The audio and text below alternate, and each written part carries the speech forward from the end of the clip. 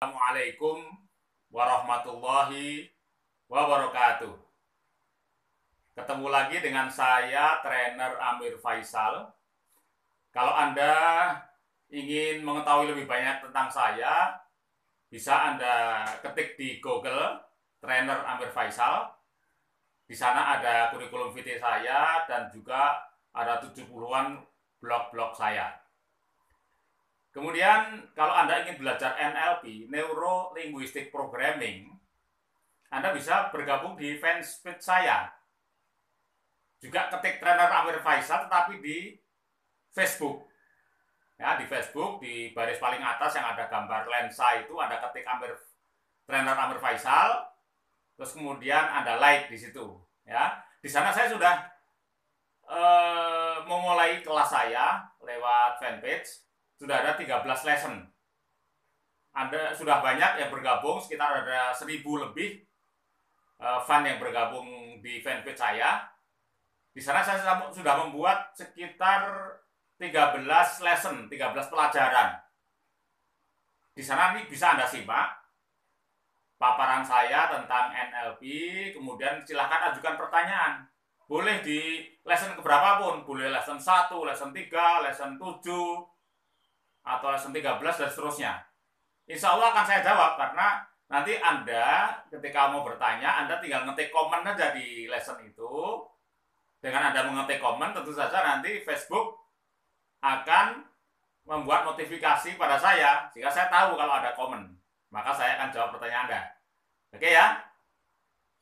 Nah, hari ini kita akan lanjutkan pembicaraan kita tentang menulis semudah chatting pada episode yang kelima.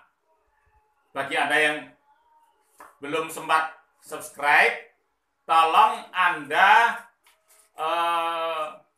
subscribe ya, supaya nanti Anda mendapatkan notifikasi dari kami ya. Oke, teman sekalian. Baik, kita lanjutkan. Pada episode yang kelima kita membicarakan tentang cara mensugesti pembaca. Kemarin sudah kita jelaskan, tapi saya ulang lagi karena bagian ini memang perlu dipahami dengan baik. Bahwa ada gap, ada perbedaan persepsi antara apa yang Anda maksudkan dalam tulisan Anda dengan apa yang ditangkap atau apa yang ada dalam persepsi pembaca. Jadi teman sekalian, setiap orang itu di dalam pikirannya itu ada namanya peta mental. Apa? Peta mental. Peta mental itu dibentuk oleh pengalaman masa lalu atau oleh framing. Ya, framing yang dibuat oleh orang tuanya, saudaranya, oleh pendidikannya dan sebagainya yang disebut sebagai referensi. Jadi misalnya ya, orang yang hidup di kalangan birokrat, maka berbeda, lingkungannya berbeda dengan orang yang hidup di kalangan pedagang. Nah ini berbeda kan? Dia akan membentuk sebuah referensi yang berbeda. Nah, ketika misalnya tulisan Anda ini mengenai bisnis, maka bagi pembaca yang dia hidup di lingkungan masa lalunya itu adalah birokrat, maka responnya sangat beda dengan kalau pembacanya sesama yang referensinya di kalangan pedagang atau bisnis. Sesama kalangan bisnis pun juga berbeda. Dengan Anda misalnya Anda seorang pebisnis yang sukses ingin menulis buku, dengan mereka yang pemula itu sudah beda. Ya. Nah, itu karena apa? Di samping referensi atau di samping di situ frame-nya beda, juga pengalamannya beda. Jadi Anda sudah terbiasa coba gagal, Anda sudah berani mencoba tantangan-tantangan yang berat, mengandung risiko dan Anda berhasil, dengan orang yang pemula masih takut-takut. Nah, di situ maka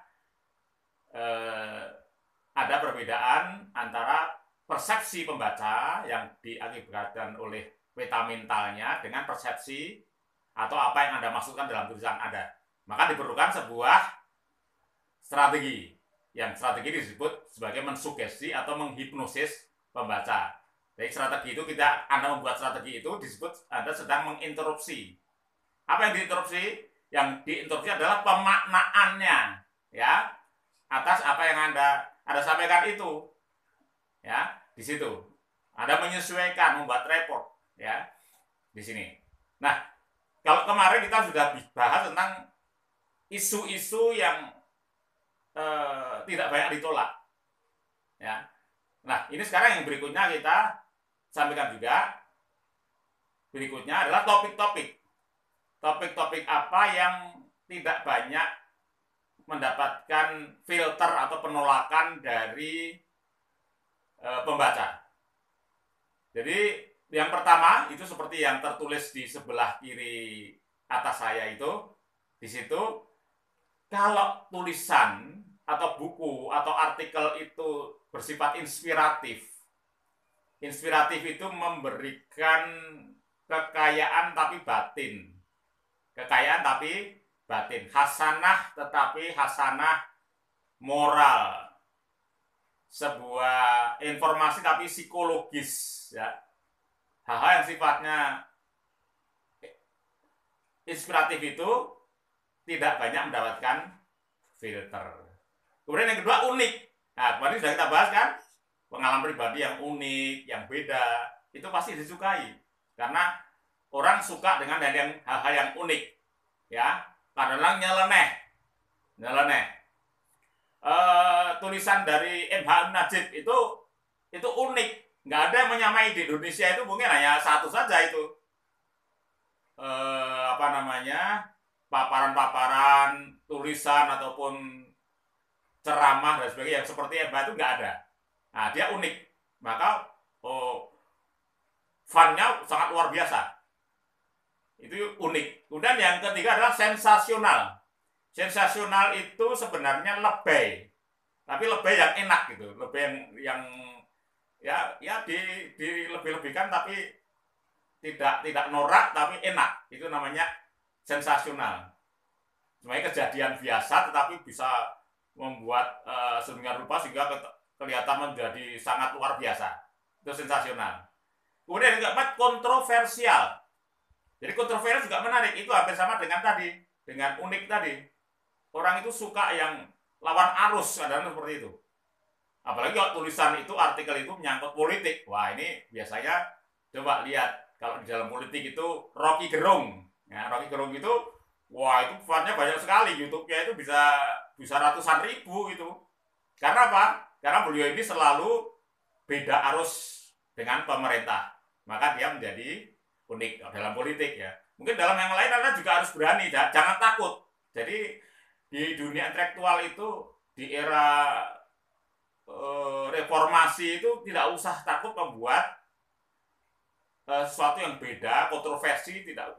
Yang penting Anda tidak menyinggung tentang nama seseorang atau jabatan tertentu. Itu silahkan aja. Karena sesuatu yang kontroversial itu biasanya menarik. Nggak usah takut. Ya, tidak usah khawatir. Kemudian yang kelima adalah mengandung misteri. Nah, ini kalau mengandung misteri ini pada zaman saya masih muda ini ada novel detektif dari Agatha Christie. Wah, itu luar biasa itu. Itu bestseller dunia. Jadi banyak misteri. Saking misterinya itu kalau kita baca novel itu sampai akhir. Jadi sampai yang bab terakhir itu kita pun masih tanda tanya, ini sebenarnya pembunuhnya itu yang mana ya? Tadi yang apa, yang si B? Nah, itu luar biasa. Jika karena daya kekuatan misterinya itu, dia menjadi novel yang sangat bestseller. Kemudian yang kelima, nah ini problem solving. Kemudian tulisan itu adalah ilmiah populer, ya. Itu Anda harus bisa memberikan solusi. Kemarin kita sudah sampaikan kan, itu salah Robert dari David Beckhart, ya, dia mengatakan di situ bahwa Anda harus memberikan problem tapi juga solusinya. Nah, itu kalau Anda bisa memberikan solusi yang menarik yang belum banyak diberikan orang lain, maka itu akan menarik sekali. ya, berikan problem solving. Kalau dalam ilmu hukum itu yang bagus itu misalnya Profesor Refli Harun. Nah, ini beda banget ya. Dia cara memberikan ulasan tentang hukum tata negara, tentang hukum yang lain itu sangat menarik. Karena dia betul-betul bisa memberikan pemecahan yang pas, yang sesuai dengan keilmuannya, ya, sesuai dengan aturan-aturan hukum yang ada. Ya. Dan yang terakhir adalah yang paling gampang ikuti adalah tren pasar. Ya, yang seperti kemarin cari topik-topik yang kira-kira banyak disukai pasar. Kalau kemarin di bab 1 sudah saya sampaikan, misalnya sekarang ini yang topik-topik yang menarik adalah novel, ya, kemudian petualangan, traveling, ya, itu termasuk hal yang menarik. Nah, itu teman sekalian, besok kita lanjutkan lagi, kita sampai nanti bagaimana membuat judul yang memikat, judul yang persuasif. Baik, cukup sampai hari ini. Jangan lupa subscribe. Sekian, Assalamualaikum warahmatullahi wabarakatuh.